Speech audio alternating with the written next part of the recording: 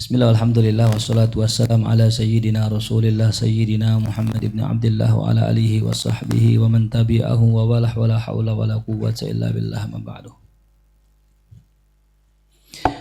Bab al-libas, bab tentang al-libas, tentang pakaian. Al-libas ni'matun min Allah. Libas atau pakaian adalah suatu nikmat dari Allah ala abdihi, atas hambanya. Yasturu bihil basyarah, yang bihi dengannya, ya baknya lil ala. Yasturu menutupi al basyarah, yakni kulit. Ya. Nah, jadi dalam bahasa Arab ada dikenal istilah libas, ada dikenal istilah ats-tsaub. Ya, ada ats-tsaub, ada al-libas. Ya. Sebagaimana kita maklum dalam Al-Quran tidak ada muradif. Ya. Kalau Allah menyebutkan di sini dengan libas, di sana dengan tsaub, pasti maknanya berbeda. Nah, Imam Ghazali di sini sebenarnya beliau udah ngasih kode sama kita. Beliau mengatakan al-libas yasturu bihil basyarah. Ya. Jadi libas itu adalah pakaian yang digunakan untuk menutupi kulit. Ya. Jadi bisa kita bedakan, tulis perbedaannya. Yang pertama, kalau libas menutupi kulit. Kalau tsaub, ya, menutupi libas. Ya. Bisa dibilang libas pakaian dalam, tsaub pakaian luar. Ya. Jadi kalau kita pakai baju misalnya, pakai kaos, ya. Kaos dalam yang nempel langsung ame kulit, nah namanya apa? Libas. Kalau tsaub, ya, baju koko itu ya. Itu udah beda. Jadi tsaub itu pakaian luarnya, libas itu pakaian dalam. Lalu yang kedua, perbedaan tsaub dengan libas. Kalau tsaub pakaian zahir, kalau libas pakaian yang batin, yang dalam.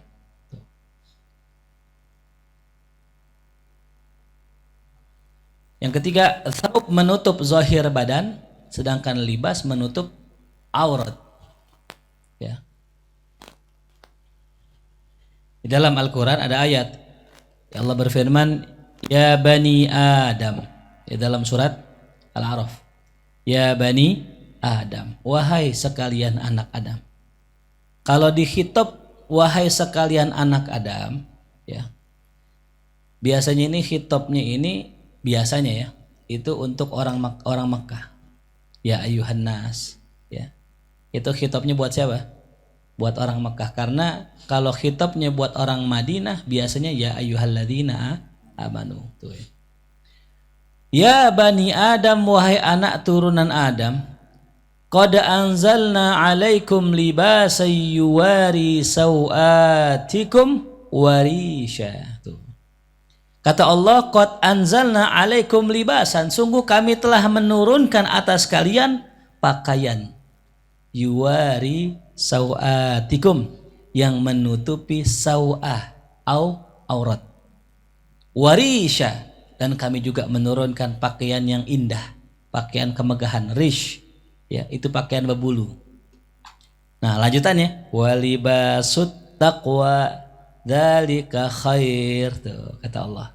Sebagaimana dalam kitab ya, kutipan Imam Ghazali, walibasut taqwa dzalika khair, dan pakaian ketakwaan itu ya lebih baik. Tuh, ya. Dzalika min ayatillah, itulah tanda kebesaran Allah, la'allahum yadzakkarun, agar mereka mengingatnya. Tuh ya. Nah, jadi ada beberapa fawaid di sini. Ya, yang pertama, kenapa Allah menggunakan anzalna? Ya, kami turunkan. Pernah lihat baju turun dari langit? Nah, isi Robinson Ramayana turun gitu, gitu baju. Kan nggak begitu? Ya, ini namanya apa dalam ilmu balaghah? Namanya apa? Majas. Majas apa namanya? Majas mursal. Ya, namanya apa? Nah ini pentingnya kita belajar balaghah. Ya. Jangan dikit-dikit pahaminnya hakikat. Kami turunkan pakaian dari langit, sampai ada orang yang nggak paham majas dibilang Allah nurunin pakaian dari langit. Itu yang di Robinson semua dari langit semua tuh. Insya Allah memahami tekstual. Ya. Ntar ada lagi ketemu, kami turunkan an'am, hewan-hewan dari mana? Dari langit. Sama ayatnya, dari langit juga. Nah, yang jadi pertanyaannya, ini maknanya apa? Ini namanya majas mursal. Iktibarnya apa? Ma yakunu. Sesuatu yang akan jadi setelahnya. Ya, jadi kalau saya bilang Budi menanak nasi, benar salah? Hah? Budi menanak nasi, benar salah? Salah. Lah masa nasi ditanak? Yang ditanak beras. Jadi apa? Budi menanak beras, kan begitu. Cuman kita dari dulu menggunakannya Budi menanak nasi. Ya. Hasilnya yang disebutkan. Itu namanya iktibar ma yakunu. Ya, ini belajar balaghah kepakainya di sini. Jadi kita paham ayat Quran itu kagak apa? Kagak salah gitu. Ya. Jangan mentang-mentang ayat Quran kita pahamin secara hakikat, kami turunkan atas kalian pakaian. Di mana? Dari langit. Itu gak ngaco namanya. Nah, bagaimana natijahnya? Kata ulama, berkata Imam Fakhruddin Ar-Razi, ya, beliau katakan bahwa kami turunkan atas kalian alma, apa? Alma, mana nama? Air. Yang mana air itu dari Allah yang berupa hujan menyirami tumbuhan. Tumbuh-tumbuhan itu dimakan oleh ulat. Yang mana ulat itu nanti mengeluarkan kain sutrak. Benang awan, benang. Yang mana benangnya nanti akan dikumpulin sama petaninya. Nanti itu benang diolah jadi baju, jadi bahan diolah menjadi baju. Itulah makna kami turunkan pakaian. Begitu prosesnya. Ya. Makanya pakainya anzalna, bukan anzal tuh. Ya. Kalau Allah menyebut kami dalam proses penciptaan sesuatu, bukan Allah doang berarti yang berperan di situ. Ya, ada peran orang lain. Ya, jelas? Jadi yang pertama ini majas mursal, yang kedua menggunakan nahnu karena ada peran makhluk lain dalam proses penciptaannya, yang ketiga inilah yang namanya sebab akibat tuh ya. Jadi kita pahami hukum kausal itu ada. Cuman yang bikin siapa ya? Allah. Kalau Allah mau bikin langsung bisa nggak? Bisa. Cuman umumnya manusia itu berperan dengan proses. Ya. Jadi kalau antum mau kayak minta sama Allah, betul minta sama Allah nggak salah. Tapi Allah juga akan menurunkan prosesnya. Gitu. Kalau antum pengen jadi orang alim, Allah bisa nggak masukin ilmu langsung diinstal di sini? Bisa. Cuman nggak begitu caranya. Tuh. Allah kasih apa? Proses, ada sebab ada akibat. Sebab antum belajar, antum jadi pinter tuh ya. Tapi tetap semuanya minta sama Allah, yang ngasih Allah, yang mudahkan Allah tuh ya. Itu yang pertama, kami turunkan atas kalian libasan yuwari, nah, yang digunakan untuk menutupi aurat tuh ya. Jadi nggak sembarangan ulama membedakan antara makna thaub dengan makna libas ya. Dan ini hanya berlaku pada Quran ya. Hanya berlaku pada Al-Quran. Artinya apa? Kalau antum ngomong dengan orang Arab kagak ngerti mungkin sekarang antara thaub sama libas. Ya. Orang Arab yang awam ya, bukan yang ulama. Kalau ulama Masya Allah. Ya. Jadi kalau antum ngomong libas sama thaub sama aja. Padahal beda. Al-Quran yang menjaga ini bahasa, kalau ngomongin libas pasti ngomonginnya aurat. Ya. Karena kata Allah yang digunakan untuk menutupi aurat kalian. Dan makna aurat juga sama. Makna aurat ada dua. Ya, makna aurat ada dua. Aurat zahir sama aurat batin. Tuh, ya. Aurat zahir sama aurat batin. Ya. Apa maksud aurat batin dalam Al-Quran? Allah berfirman, ya, hunna libasun lakum wa antum. Ini pas banget nih ayat tentang puasa ya. Uhilla lakum lailatas siyam. Tuh. Dihalalkan bagi kalian di malam siam. Kenapa enggak saum? Karena beda saum ame siam. Kalau saum nahan diri dari apaan aja, kalau siam menahan diri dari yang membatalkan dari maghrib sampai dari subuh sampai maghrib. Itu siam. Nah, ini dihalalkan bagi kalian pada malam siam ar-rafath ila nisaikum. Apa itu rafath?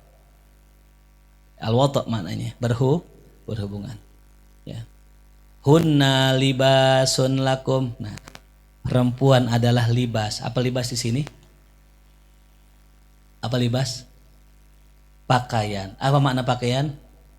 Makna zahir apa makna batin? Makna zahir apa makna batin? Makna batin. Apa makna batinnya? Yang menutupi aurat apa? Aurat kita gitu ditutupin pakai tangan, bukan. Aurat apa tadi? Tadi terbagi berapa tadi? Aurat. Nah, aurat zahir yaitu apa? Ini kemaluan. Aurat batin aib. Ya, aurat batin apa? Aib. Pokoknya yang namanya aurat sesuatu yang nggak boleh tersingkap. Termasuk aurat itu khususiyah. Termasuk aurat apa? Khususiyah. Buat para arifin, para aulia, termasuk aurat adalah keistimewaannya. Termasuk aurat. Ya, jadi aurat itu konotasinya nggak negatif ya. Konotasinya ya positif. Ya gitu. Karena orang tanpa kemaluan jadi apa? Nggak jadi apa? Nggak jadi muncul dipa, nggak muncul, nggak ada. Ya, munculnya dipa karena ada apa itu? Nah, ada kak? Apa deh? Apa ya? Nah, sama. Istri-istri kalian adalah aurat kalian, adalah penutup aurat kalian. Maksudnya apa? Kalau kita punya aib, punya kekurangan, yang nutupin siapa? Istri. Itulah istri yang soleha tuh ya. Apalagi yang kedua, kalau kita punya khususiat, keistimewaan, yang nutupin siapa? Istri juga. Jangan disebar-sebar itu. Ya, mungkin Saat Andi bininya cerita, semalam suami saya mukanya bercahaya, masya Allah, lagi buka WA, lagi buka WA. Ya udah, kan yang dalam kitab Nawadir ada seorang budak, suatu hari itu budak ya minta izin sama tuannya, minta tempat di belakang rumah. Pokoknya kalau malam jangan diganggu gitu. Tiba-tiba malam-malam dinyari budaknya, ternyata didapatkan budaknya lagi sholat dan muncul cahaya sampai ke langit. Lantas tahulah ini tuannya bahwa budaknya ini seorang wali. Kata tuannya, ya udah Pak, besoknya dibilang, ya Fulan, saya bebaskan engkau dah. Engkau nggak usah lagi capek-capek kerja ngapa-ngapain dah. Kenapa Pak? Saya lihat semalam engkau sholat ada cahaya terbentang sampai langit. Oh, ketahuan khususiyatnya, terbongkar auratnya. Diminta mati, Allah cabut nyawanya. Ya. Jadi kalau seandainya kita punya istri, ajarkan istri untuk nutup aurat. Nih, ini bahasa halus ya. Tolong bilangin sama bini ente kalau keluar nutup aurat ya. Tuh, itu dua makna tuh. Maknanya apa? Pakai jilbab yang zahir, yang kedua tutupin aib suami. Ya. Tuh. Jangan cerita kejelekan suami. Nah. Yang kedua, wa antum libasun lahun, sama. Si laki juga kalau bisa jadi apa? Jadi libas, tuh ya. Nah. Nah tadi libas maknanya apa tadi? Sesuatu yang menyentuh kulit. Istri sama suami nyentuh gak? Nah itu dia, subhanallah tuh ya. Itulah makna bahasa Quran ajib ya. Nah lalu kedua, dikatakan libasut taqwa dzalika khair, dan libasut taqwa ini dipakai sama orang Madura nih. Jadi kalau orang Jawa Timur tuh yang namanya baju koko, baju apa? Baju takwa ya. Kalau kita kan baju koko ya. Kenapa? Karena orang Betawi identik sama Cina. Dulu orang Cina pakai bajunya begini. Baju siapa ya? Baju kokoh gitu. Ya. Kalau orang Madura enggak, dia baju takwa. Saya pernah tanya, Ustaz lihat baju takwa saya enggak? Oh, baju zuhud ada enggak baju zuhud? Baju tawakal kalian tuh ya. Baju takwa. Ternyata emang mereka nyebutnya baju apa? Baju takwa. Ini dari sini nih, libasut takwa gitu ya. Dikatakan di sini libasut taqwa dzalika khair. Apa maknanya? Ini maknanya ajib nih. Kenapa pemilihan libas bukan thaub? Thaubut taqwa dzalika khair, bukan saub tapi libas. Ya. Karena ada makna yang sangat latifah, makna yang sangat halus, makna yang lembut yang membuat orang akan tercengang dengan makna ini. Apa itu? Libasut taqwa. Ya. Menutup aib diri yang ada di dalam diri. Ya, yang Allah lihat lebih afdol daripada menutup aib yang orang lihat. Kita berusaha membuat citra baik sama orang ya, dengan memakai pakaian zohir yang bagus, tapi kita lupa menutup aib kita dari Allah tuh. Ya. Jadi lebih bagus kita menutup kejelekan kita dari Allah daripada menutup kejelekan kita dari manusia. Karena kejelekan di sisi Allah jauh lebih berbahaya. Itu. Paham sampai sini? Jadi yang dituntut ame Allah apa kalau bisa ya dalaman ente bagusin. Luar ya jelek nggak apa-apa, mending dalam yang dibagusin tuh. Ya. Itu makna ayat ya. Pakaian yang menutup aurat atau kekurangan kita dari Allah lebih baik daripada pakaian yang menutup kejelekan kita atau kekurangan kita dari manusia. Emang kan begitu ya, orang kadang untuk menutupi sesuatu yang jelek dipakai yang bagus. Kalau antum lihat dulu ada seorang ulama namanya Al-Imam Musa Al-Kadzim, itu Masya Allah ya, zuriyah Rasulullah ya, turunan Sayyidina Husain. Itu kalau pakai pakaiannya kayak orang Baduy, tapi ketika orang tahu isinya dalemannya luar biasa. Para ulama begitu, makanya ulama-ulama berlomba-lomba mereka main dikit-dikitan baju ya gitu ya, sampai dikisahkan dalam kitab ini, dalam kitab Awariful Ma'arif, suatu hari ya ada orang dia itu punya baju dua, lalu kemudian dia masuk ke dalam surga, dia dimimpinya dia masuk ke dalam surga, ada perkumpulan, wah hebat perkumpulan orang-orang soleh, dia pengen masuk situ, ditahan malaikat, tahan sebentar, ngapain ente? Aneh mau kumpul di sana tempat orang-orang soleh, nggak boleh. Kenapa? Itu buat kerumpulan orang-orang yang bajunya cuma satu di dunia. Ente masih punya atau lagi baju dua, ente nggak boleh kumpul bareng mereka. Allah, sallallahu alaihi Muhammad. Ya. Yo gimana kita? Sarung Wadimor, Sapir, BHS. Tuh ya, apa aja semua punya tuh ya Allah ya Rabbana tuh ya. Mungkin ya ini aneh husnuzan ya, mungkin kalau di sana itu kan memang beda ya. Saya waktu umroh itu pakai kaos oblong itu 2 hari nggak ganti nggak bau. Karena memang keringatnya beda, di sana dingin lagi. Kalau di sini ya Allah ya salam dah.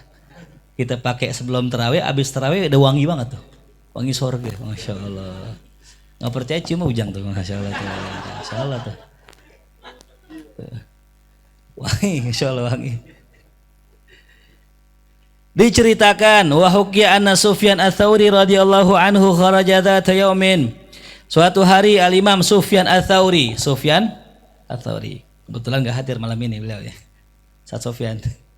Namanya Sufyan Ats-Tsauri. Beliau keluar suatu hari dan beliau wa alaihi thawbun, pakai baju qad labisahu maqluban, kepakainya kebalik. Ya, pakai baju apa? Kebalik. Faqilalah, maka ada yang bilang sama dia tuh, lima lam ya'lam bidzalik tuh ya, fahum an yakhla'ahu wa yughayyiruhu summa tarakahu tuh. Nah ini Imam Sufyan Ats-Tsauri ini nggak tahu bajunya kebalik, terus ada yang bilangin, mam baju ente kebalik gitu, balik kan gitu ya, summa tarakahu, tapi dibiarin, nggak digubris, biarin aja pakai baju kebalik gitu.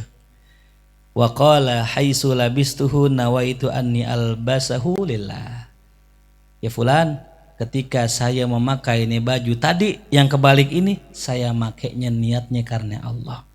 Tapi ketika saya balik, saya ganti, saya makainya niatnya karena omongan ente. Allah. Ya. Jadi awal pakai lillah, tapi terbalik. Pas diganti bener karena siapa? Karena orang, bukan karena Allah tuh. Aneh takut. Kalau aneh balik nih, aneh ganti niat aneh karena ente bukan karena Allah gitu. Ya.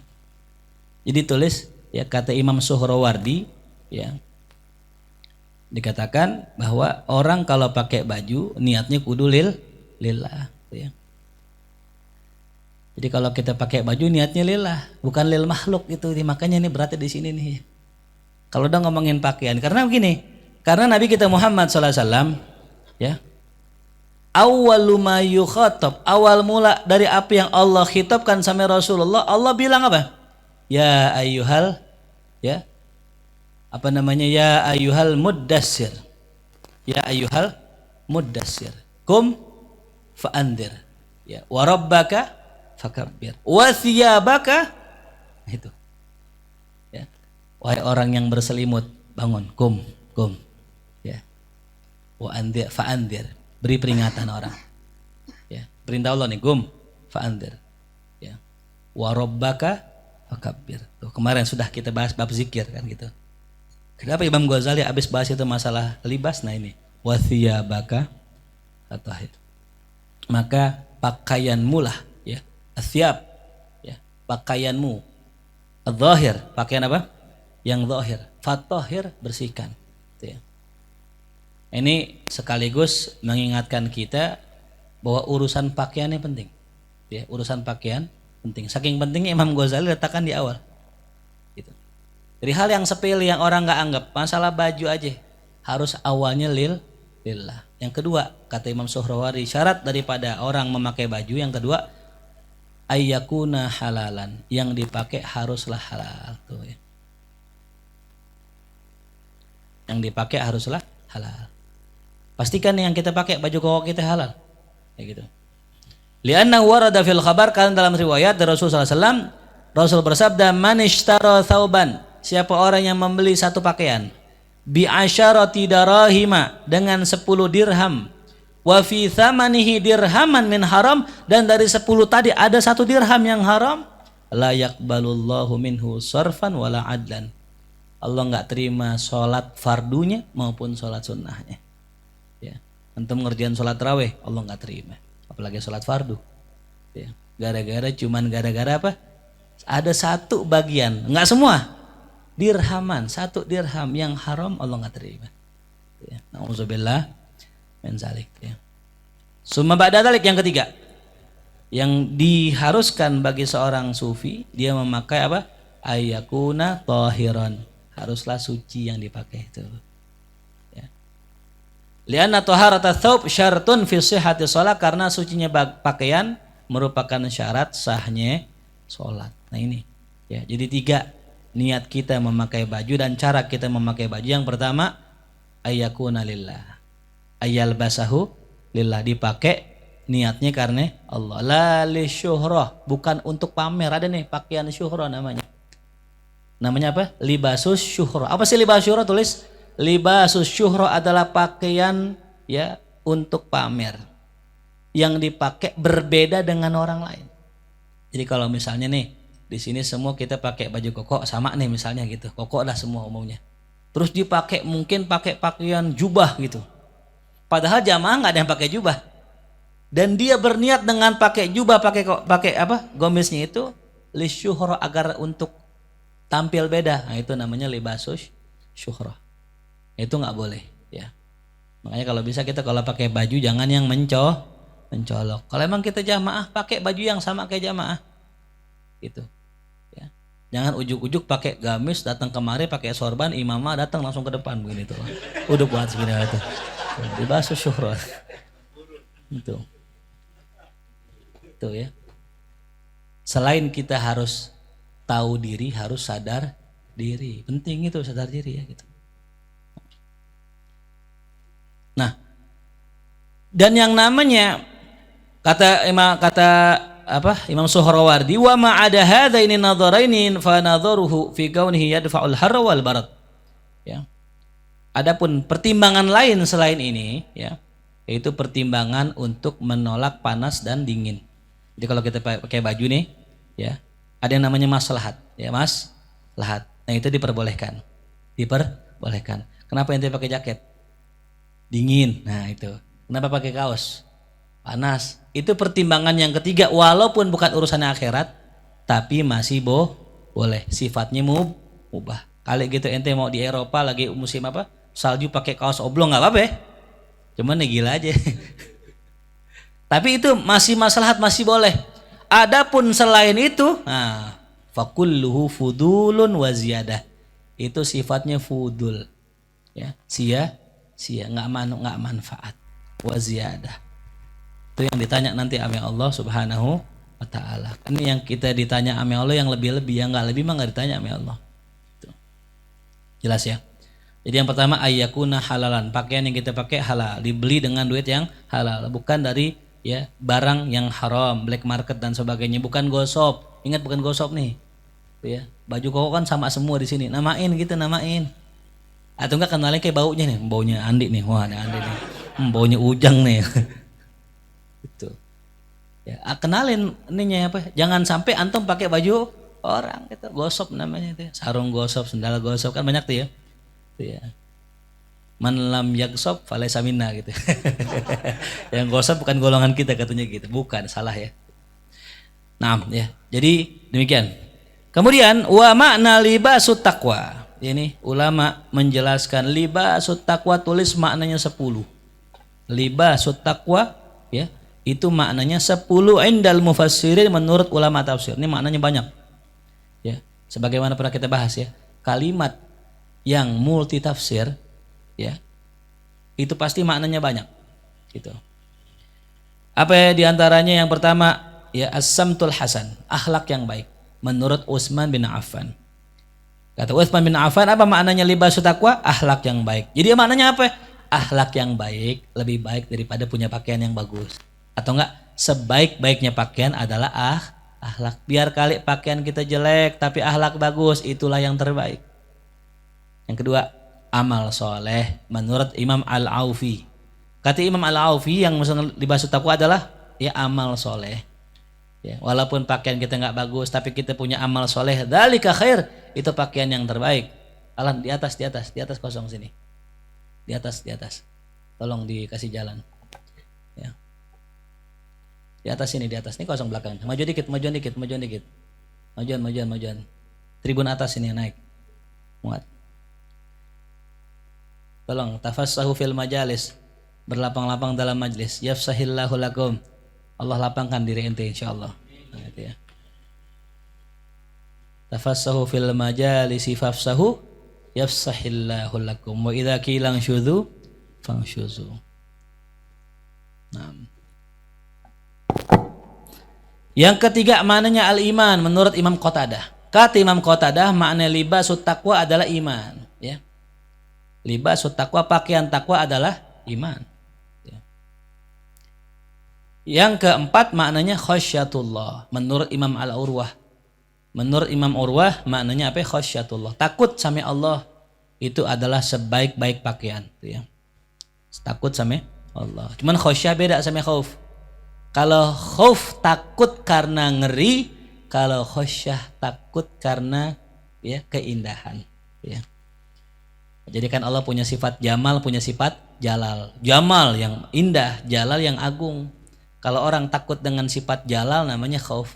Kalau orang takut dengan sifat jamal namanya khasyah, ya. Sama kita dengan perempuan lah ya. Ada perempuan atlet karate, juara taekwondo nasional, insyaallah. Atlet silat internasional. Perempuan begitu gimana kita? Khauf, takut nih kita ya. Salah dikit digampar, dipiting kan langsung. Ya. Takutnya khauf. Tapi kalau kita takut sama perempuan yang cakep, yang cantik, yang solehah, takutnya khasyah, takut kehilangan gitu ya. Takutnya lebih takut kehilangan. Yakhsha. Ya. Lalu yang kelima maknanya apa? Libasut taqwa al-haya. Pakaian takwa adalah malu tuh ya. Malu. Itu kata Imam Ibnul Ambari. Adapun yang keenam menurut Ibnu Zaid maknanya adalah satrul aurah fis shalah. Ya, pakaian yang menutup aurat dalam salat, itulah pakaian yang terbaik, pakaian takwa. Yang ketujuh menurut Zaid bin Ali maknanya ad-dir'u, pakaian perang. Nah ini ya. Jadi sebagai pakaian apa? Pakaian apa? Pakaian perang. Kenapa? Digunakan untuk berjihad di jalan Allah tuh ya. Jadi baju yang paling keren baju perang gitu ya tuh. Udah punya belum baju perang? Hah? Ada yang bilang baju tidur. Baju tidur. Ya perang juga kan di kasur gitu. Perang mengalahkan orang-orang Yahudi tuh katanya gitu ya. Wallahu a'lam. Dir' maknanya pakaian perang. Yang ke-8 al-afaf. Nah dia. Al-afaf. Apa makna al-afaf? Ya. Pengendalian diri. Makanya ada majelis taklim apa itu? Al-afaf tuh ya. Jaga diri. Menurut Ibnu Sa'ib tuh ya, maknanya apa? Penjagaan diri. Yang ke-9, apa pakaian takwa? Ya, pakaian yang menjaga dari panas dan dingin menurut Ibnul Bahar. Adapun yang ke-10 nanti ya, apa libasut takwa? Libasun alladzi yalbasun nas yaumal qiyamah ya fil akhirah. Pakaian takwa adalah pakaian orang bertakwa di akhirat. Ya. Di akhirat. Libasut taqwa maksudnya libasul muttaqin maknanya. Nah inilah 10 makna yang kalau kita maknakan semuanya insya Allah nggak ada yang tabrakan. Ya. Karena sesuatu yang bisa dijam'u jangan ditafrik, ya. Sesuatu yang bisa digabung jangan diapain? Dipisah. Bisa gak digabung maknanya? Bisa. Ya akhlak yang baik, amal soleh, iman, khasyatullah, haya, satur aurat, semua itu maknanya libasut taqwa. Kalau bisa kita punya nih pakaian ini, ya. Kalau bisa kita pakai nih pakaian ini semua agar kita termasuk orang yang memakai pakaian bertakwa. Wa libasut taqwa dzalika khair, itu ya. Itulah tafsir menurut ya para mufassirin, ya. Kemudian Imam Ghazali melanjutkan wa khairu libasika, dan pakaian terbaikmu. Apa sih pakaian terbaik kita yang kita mesti pakai? Ape gomis, ape koko, ape bukan itu maksudnya. Mala yushgilu sirraka anillahi ta'ala, yaitu pakaian yang tidak membuat engkau sibuk. Afwan, pakaian yang tidak menyibukkanmu, ya. Menyibukkan sirraka, hatimu dari Allah, ya. Pakaian yang tidak menyibukkan hatimu dari Allah. Sir maknanya hati. Jadi kalau kita misal pakai pakaian berasa nih hati kita sombong, nah itu bukan pakaian terbaik, ya. Jadi jangan sampai kita sibuk dengan pakaian, ya. Makanya kenapa para sufi, ya, sebagian torekoh ya, yang kita tahu kayak torekoh Naqsyabandi itu pakaian jarang yang putih, ya. Syekh Hisham Kabani yang pakaiannya jarang yang putih tuh, Syekh Nazim Haqqani dan umumnya sufi-sufi orang luar, kenapa pakaiannya jarang yang putih? Ternyata dijawab oleh Imam ya As-Suhrawardi. Beliau mengatakan kenapa para sufi pakaiannya hitam, entah hijau, entah merah, entar itu. Pokoknya campuran itu karena mereka nggak mau menyibukkan diri mereka untuk mencuci pakaian. Kalau mereka pakai pakaian yang putih, cepat kotor nggak? Sering nyuci nggak? Takutnya sibuk dengan pakaian, mereka nggak mau. Ya, maka para sufi biasanya pakaiannya hitam, ya, merah, hijau gitu. Selain putih. Ya, ini selain Thariqah Ba'alawi, ya. Thariqah Ba'alawi beda. Ini yang dikatakan oleh Imam Suhrawardi gitu. Jadi mereka nggak mau disibukkan sama baju. Ya, sebagaimana Imam Al-Habib Abdullah bin Husain bin Thahir, pengarang Sulamut Taufik, yang suatu hari dikasih apa tuh? Jam. Ame muridnya. Ini guru nih aneh kasih jam. Cuman jam nih nanti antum bisa ini atur ini, dipakai sama beliau. Seminggu mati, nggak dipakai. Nggak lama muridnya datang lagi, Habib jamnya mana yang aneh bagi kemarin? Wah udah mati. Oh mati, ini Habib tinggal diputar doang, diputar nanti 15 menit antum bisa pakai lagi selama seminggu. Apa kata beliau? Muternya aja udah buang waktu aneh, udah. Cuman buat muternya doang udah buang waktu aneh, udah aneh nggak usah pakai gini-ginian udah tuh. Jadi hati cuma 15 menit tuh, ya. Makanya dulu tuh para sufi begitu. Mereka itu nggak mau nyibukin diri dengan baju hati sampai rambut sampai penampilan. Makanya dulu tuh sufi pada gondrong kan gitu. Karena apa? Oh sibuk banget sama penampilan. Udah Allah yang merhatiin apa? Hati, bukan zahir tuh, ya. Cuman sufi dulu bukan sufi sekarang tuh, ya. Tuh, sekali lagi ini apa? Dulu kalau sekarang enggak. Insya Allah kalau sekarang gampang nyuci baju tinggal apa? Tinggal nyuruh bini itu, makanya punya bini itu. Afum ya. Jadi kenapa pakaian mereka itu berwarna agar tidak sibuk dengan pakaian tuh, ya.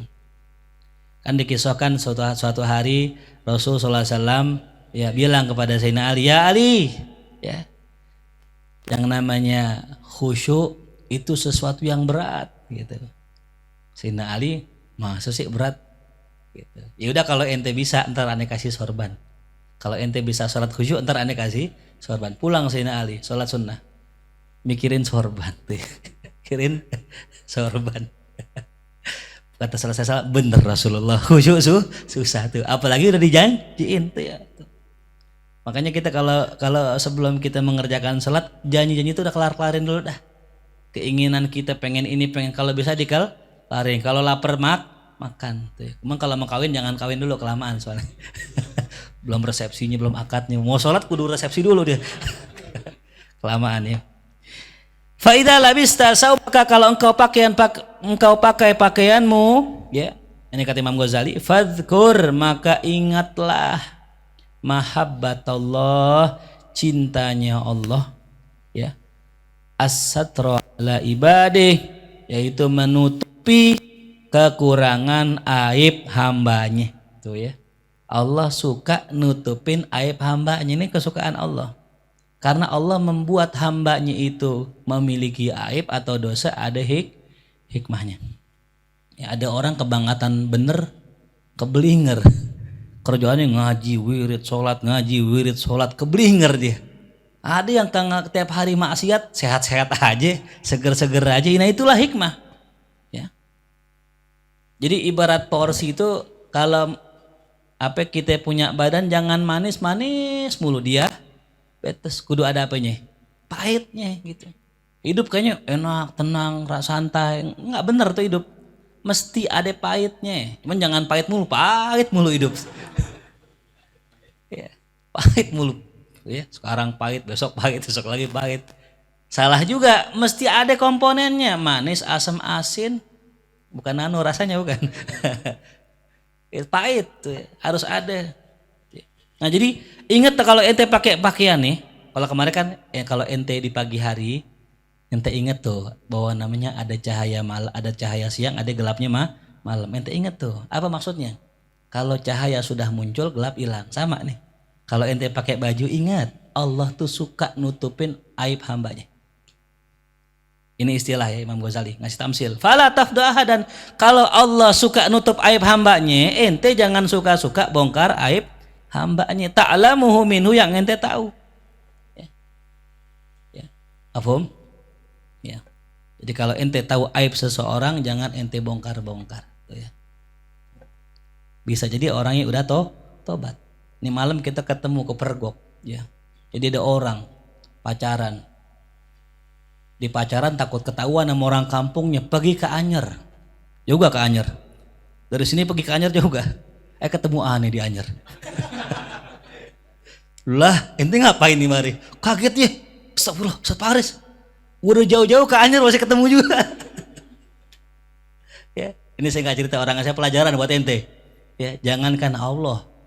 Ya, kita ngumpet dari manusia aja nggak bisa, apalagi ngumpet dari Allah. Ketahuan di Anyer tuh, kaget ya. Tuh, bawa harim lagi tuh, masya Allah tuh. Ya. Kita simpen nih, ini aib orang, nggak boleh kita kasih tahu tuh siapa orang. Yang jelas orangnya nggak ada di sini, ente nggak bakal kenal dah. Kater, kayaknya Isan dah kayaknya. Enggak. Isan nggak ada mencewek deh, nggak ada mencewek. Enggak San, enggak Isan, bukan. Enggak. Canda San, canda ya. Canda. Bukan orang sini, bukan. Ini contohnya kita sekuat-kuatnya nutupin aib, kalau emang Allah mau buka. Ya, tapi kita nggak boleh ngebuka. Cukup sekut aja kita, diam. Itu. Mafhum ya? Ya. Washtagil bi aibi nafsik, dan sibukkanlah dirimu dengan aib dirimu sendiri. Udah kita sibuk sama aib kita, kekurangan kita apa tuh ya. Maka cari tahu kekurangan kita. Kata Imam Ghazali ada 4 cara kita tahu kekurangan. Yang pertama, cari orang kasyaf tuh, cari orang kasyaf tuh. Yang mana yang kasyaf nih? Jangan sembarang kasyaf ya. Enggak semua kasyaf bener. Dukun lagi ente datang gitu. Nebak-nebak, kalau dukun kan nebak-nebak. Contoh misalnya datang nih, Bang Joy datang, kayak ente punya masalah. Emang semua orang punya masalah. Apalagi datang akhir bulan, udah pasti udah punya masalah. Itu token masih bunyi, pempes belum beli, susu habis bocah, mana bini ngamuk mulu kan gitu.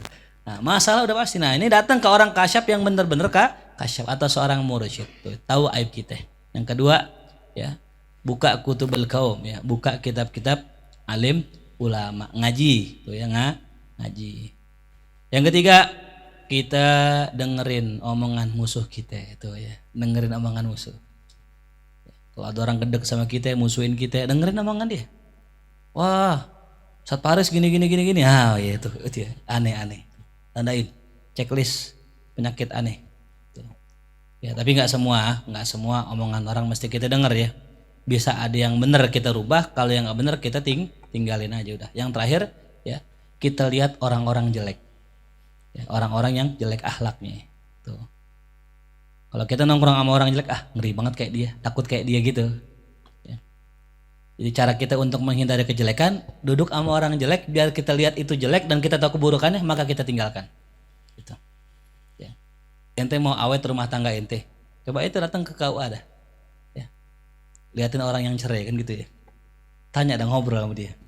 Ketika ente ngobrol begini, ngeri banget deh cerai, dampaknya begini, buruknya begini gini, akhirnya nggak jadi kayak gitu. Ya.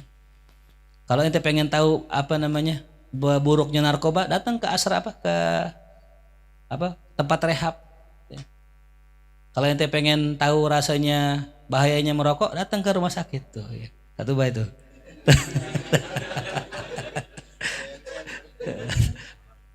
Dokter Desa.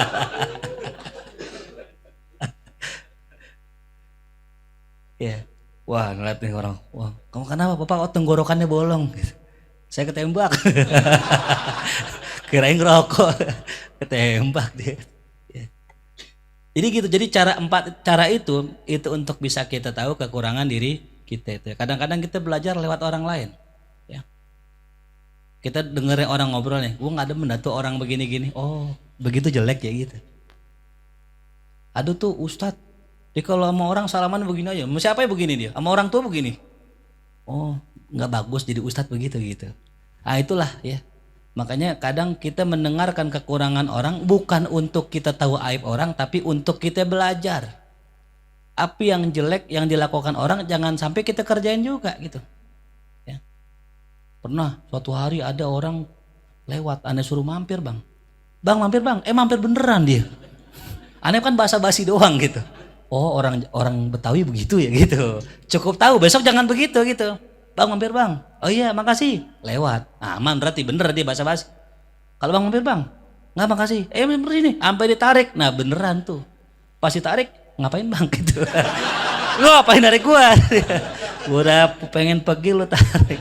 Ternyata masih tetap basa-basi.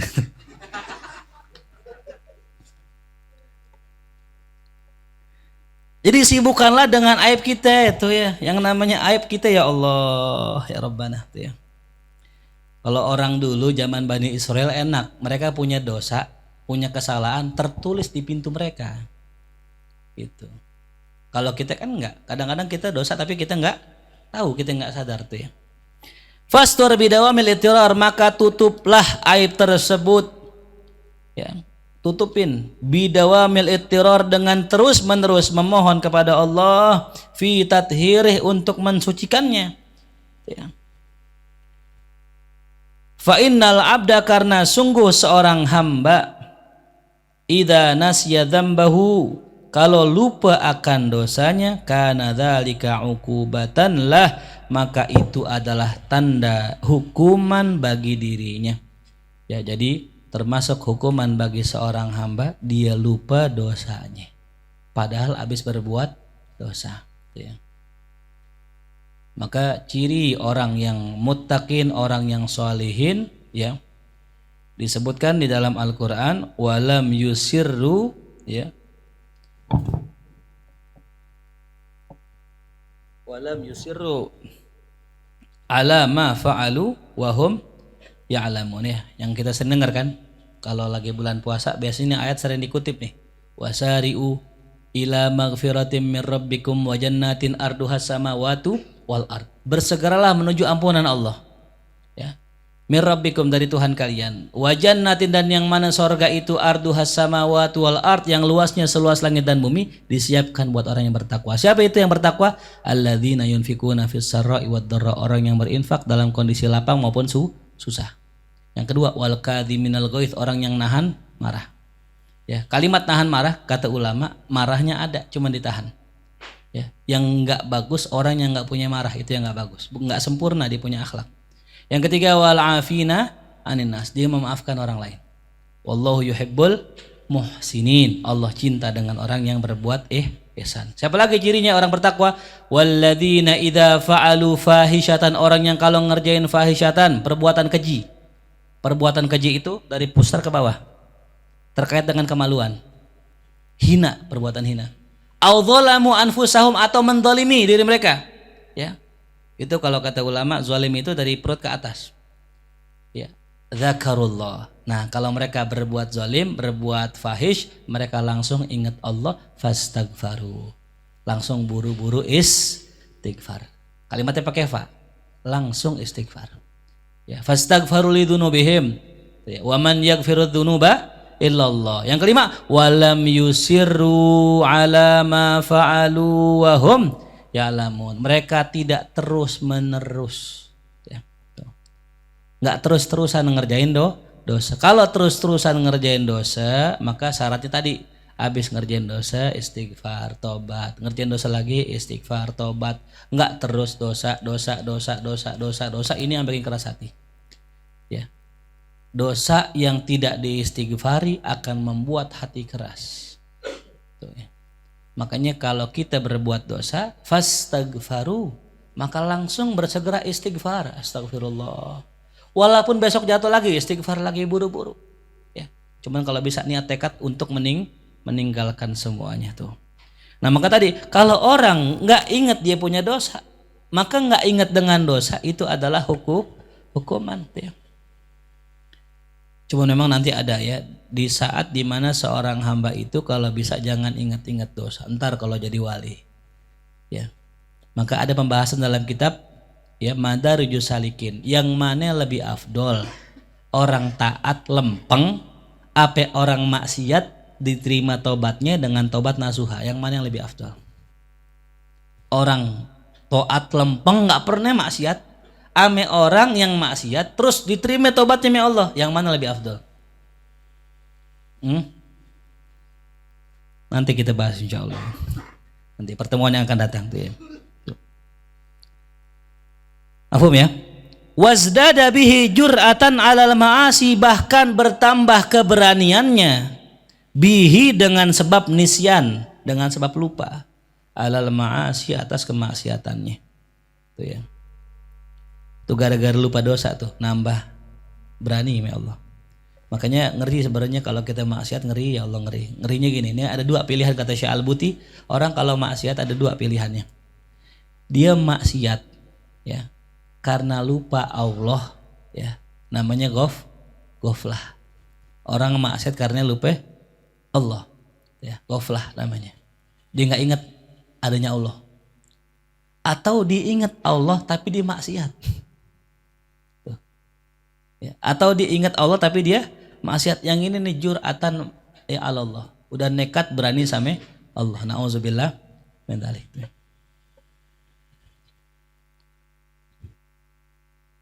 Lebih parahnya lagi kalau dia itu yakin Allah nggak ada. Oh Allah nggak ada nih, Allah nggak tahu nih. Waduh, itu bisa kafir itu ya.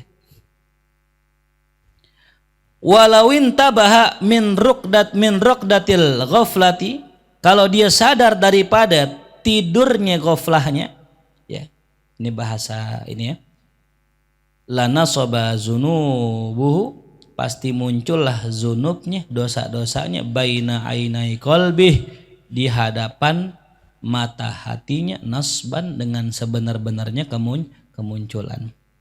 Kalau disadar nih, ternyata yang nampak dosanya. Ya. Ini orang yang sibuk dengan aib orang, dosa orang, dia lupa dengan aibnya, itu orang yang tertidur. Kalau dia sadar aja, ternyata dosanya itu lebih banyak. Ya. Ini yang sering terjadi ya. Nauzubillah, kalau antum kita semua dihukum sama Allah, cirinya tadi ya, dia lebih sering ingat aib orang daripada aib dirinya. Dia lebih sering ingat dosa orang daripada dosa dirinya. Lebih mudah menasihati orang daripada menasihati. Itu ciri orang dihukum sama Allah. 3 ya. Lebih sering ngelihat aib orang dari aib dirinya. Lebih gampang ingat dosa orang daripada dosa dirinya. Lebih gampang nasihatin orang daripada nasihatin dirinya. Itu orang lagi tidur itu. Ya. Na'udzubillah. Kalau dia sadar, intabah, terbangun, ya, dia pasti lihat dosanya. Walabaka alaih, dan pasti dia tangisin tuh dosanya. Bijufuni sirrih, dengan ya mata hatinya, ya, dengan kelopak mata hatinya. Ini bahasa balaghah ya. Ya pasti menangis, ya Allah, kenapa aneh sibuk dengan aib orang, nggak dengan aib diri sendiri. Padahal aneh nggak ditanya dengan aib orang, tapi ditanya dengan aib diri sendiri. Ya. Wastaula alaihil wajal, maka ia dikuasai oleh rasa takut. Ketika sadar, udah nangis dikuasai oleh rasa takut. Fadaba, ya, hayaan min rabbih, ya, dia melebur karena malu kepada Tuhannya, ya.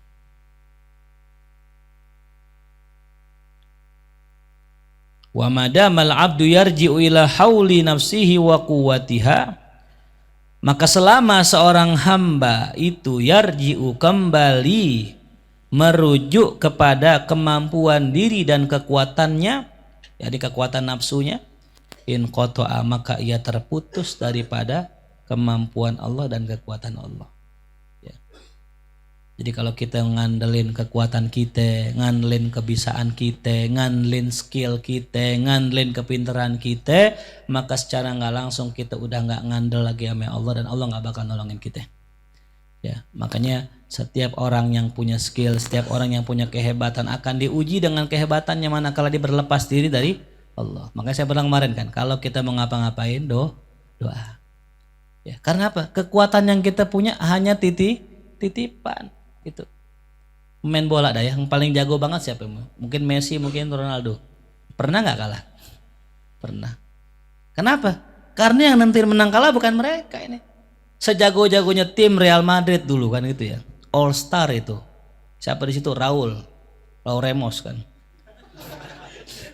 Raul siapa? Raul Gonzales. Raul Gonzales. Tuh, ada lagi apa dulu? Beckham, Ronaldo, Zidane, siapa lagi? Piu tuh. Piu padi. Eros. Tuh tim yang paling keren tuh tim Real Madrid itu. Pernah kalah nggak? Padahal tuh all star semua itu. Karena kemenangan tuh bukan di tangan orang yang jago, tapi di tangan siapa? Allah. Sampai suatu hari Sayyidina Umar melihat nih Khalid bin Walid luar biasa. Ya, Sayyidina Khalid bin Walid. Idza sara Khalid sara nasru tahta liwa'i. Kalimatnya begitu. Kalau Khalid sudah lewat, ya, maka kemenangan berada di bawah panjinya sang Khalid. Masya Allah. Saking orang-orang mengeluh-ngeluhkan. Pokoknya kalau ada Khalid bin Walid menang. Dicopot sama Sayyidina Umar. Kenapa dicopot? Aneh nggak mau ente menuhankan Khalid bin Walid itu. Ya. Jangan lantaran kita punya kehebatan, kita punya kekuatan pasti menang, belum tentu. Kemarin waktu 2000 berapa tuh? Waktu 17 ketika Ahok calonin sama Anies kan perang tuh. Itu semua masjid ngapain tuh? Istighosa itu. Yang nggak pernah sholat aja sholat tuh. Yang nggak pernah sholat di sholat istighosa. Kenapa? Takut Ahok jadi apa? Gubernur. Menang nggak Anies? Menang.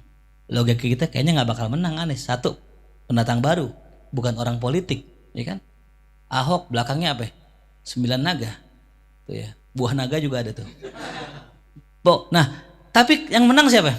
Anies. Kenapa tuh? Kita pasrah sama Allah, ya. Jumlah kita sedikit, kekuatan kita sedikit, tapi kita pasrahkan kekuatan sama Allah, menang. Pas Prabowo kalah. Kenapa? Udah jumawa, udah merasa banyak, pasti menang. Pikiran saya juga begitu, pasti menang nih, orang banyak banget. Ya. Tagline-nya jelas, 2019 menang kalah. Karena merasa ada gak istighosa? Nggak ada, udah. Karena ngerasa menang kalah tuh, ya. Walaupun kita tukang ceramah, tukang khutbah, jangan merasa sok besok mau ceramah, tenang, di luar kepala. Pas ceramah bener di luar kepala. Nggak ada yang diingat semua, lupa semua. Luar kepala kan. Itu jangan ya. Sampai gini hari, sampai saat ini saya kalau mau khutbah, mau ceramah, doa ya Allah mudah-mudahan dimudahkan, dilancarkan. Yang dengar disegerkan, biar palanya nggak nunduk semua kan gitu. Ini bukan tawadu nih, bukan nih. Ya. Karena kalau santri kan di Jawa tuh santri kalau kiainya ngomong nunduk loh begini semua. Iya, bener gak? Nggak ada yang berani mandang natap-mata kiai, nggak ada yang berani. Nah kalau jamaah kita kalau kultum kan begini kok begini semua ini itu. Itu bukan tawadu, itu pules itu. Dari mana bunyi lagi? Saut-sautan kan ya. Ini minor, ini mayor kan. Gitu. Ya Allah, ya Rabbana. Ya pesan buat para santri itu, antum kalau nyampein khutbah jangan yang udah sering, cari ilmu yang lain, kitab banyak di atas. Ya. Cerita lagi ntar ada 4 orang yang dirundukan sorga, udah hafal satu, udah hafal talil Quran, wahafizil lisan. Bener gak itu? Sering gak tuh? Udah ganti yang lain. Man fariha biduhuli Ramadan, udah sering, udah. Yang lain, coba yang lain cari kisah-kisah yang lain tuh. Ya. Makanya saya bilang Mas Santri, kalau antum pengen seneng, antum ceramah depan aneh, cari kisah yang aneh nggak tahu. Cari ilmu yang aneh belum tahu. Agar ketika aneh denger, oh ini baru denger nih. Aneh nyimak tuh. Ya, gitu. Jadi kalau misalnya kita nyampein kisah orang udah tahu, ya orang ada yang nebak. Pasti abis ini nih.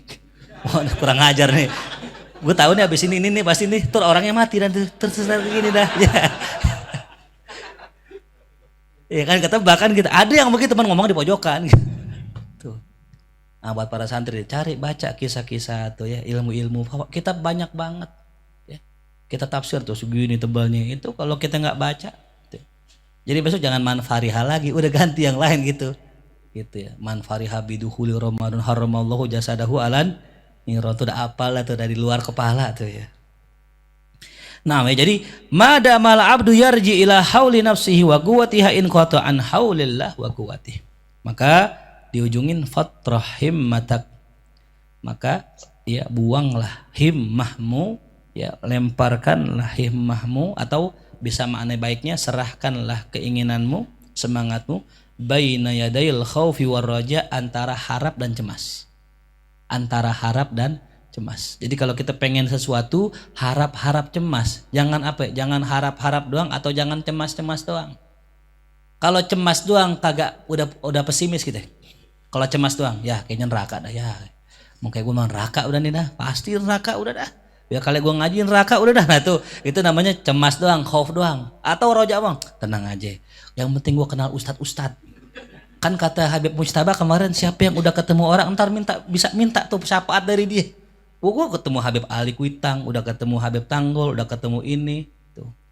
Ini terlalu roja. Bahkan kata Syekh Sazili, kalau iman seorang maksiat dibuka, pasti cahaya matahari akan tertutup dengan cahayanya. Gue aja jarang maksiat, walaupun dikit-dikit.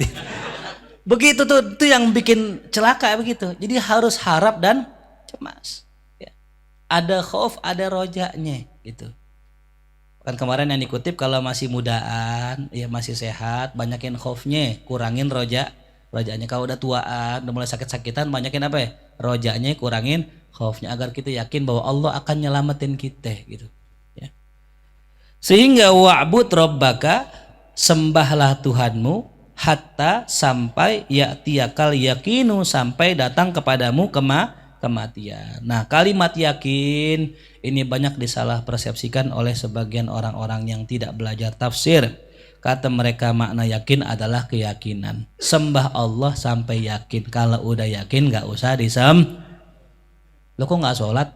Udah yakin namanya Allah.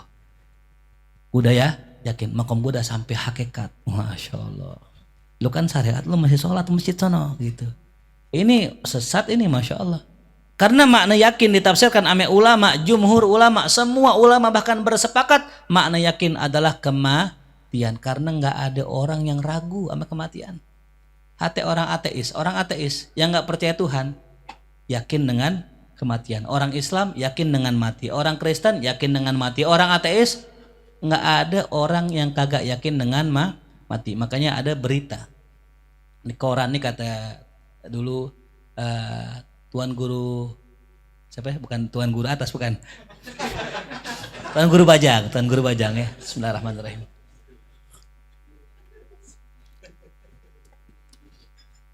Alhamdulillah. Di Mesir itu yang namanya koran, kata beliau. Ini dulu ceramah saya seneng. Itu semua berita itu isinya pencitraan, isinya kebohongan. Ila satu lembar halaman yang beritanya pasti bener, nggak ada hoaxnya. Apa itu? Berita kematian. Si fulan meninggal gitu. Nah, itu bener dah. Jadi kalau yang dicari berita apa hari ini, yang dicari berita karena semua berita isinya pencitraan, kebohongan. Sama media sekarang begitu. Orang Indonesia sakti juga, mati juga masih hoax. Jokowi mati. Ada tuh berita. Saya lihat, Jokowi Jawa. Bukan presiden, bukan Jokowi orang Jawa gitu. Ya Allah tuh ya. Jadi saking yakinnya orang dengan mati sampai Allah mengistilahkan mati dengan yakin. Ya. Jadi beribadah sampai kapan? Sampai mati. Ya. Artinya apa? Mujahadah. Ya. Kita menjadi hamba sampai mati. Tuh ya. Wallahu alam bisawab. Sebenarnya ini kajian panjang ya, nggak cukup satu pertemuan. Cuman ini menggambarkan bahwasanya kemarin habis kita bersyukur ya, nah itu kita sekarang perbaiki, kita punya pakaian zahiran wa batinan ya, zahir pakaian kita maupun batin pakaian kita. Wallahu a'lam bishawab. Semoga bermanfaat. Amin ya rabbal alamin. Kita baca surat Al-Fatihah, kita doakan juga buat para guru-guru kita yang sedang sakit. Ya, ada sebagian jamaah kita juga yang mengalami kecelakaan, kita bacakan surat Al-Fatihah. Semoga Allah beri kesembuhan, kesehatan, keafiatan juga seluruh jamaah ya. Wabil khususnya saya punya istri yang sedang sakit, semoga Allah beri kesembuhan. Anak saya yang sedang sakit, Allah beri kesembuhan, kesehatan, keafiatan. Allah angkat penyakitnya, Allah angkat dosa-dosanya, Allah ampuni dosa kita semua. Ala hadhihi al-Fatihah. A'udzubillahi minasyaitonir rajim. Bismillahirrahmanirrahim. Alhamdulillahirabbil alamin arrahmanir rahim maliki yaumiddin. إياك نعبد وإياك نستعين اهدنا الصراط المستقيم صراط الذين أنعمت عليهم غير المغضوب عليهم ولا الضالين آمين. الله بحق الفاتحة سر الفاتحة كرامة الفاتحة افتح لنا أبواب الخير واختمنا بالخير واجعلنا والحاضرين من أهل الخير. اللهم انفعنا بما علمتنا وعلمنا ما ينفعنا وارزقنا علوما تنفعنا في الدين والدنيا والآخرة. ربنا آتنا في الدنيا حسنة وفي الآخرة حسنة وقنا عذاب النار. صلى الله على سيدنا محمد وآله وصحبه وسلم. الحمد لله رب العالمين.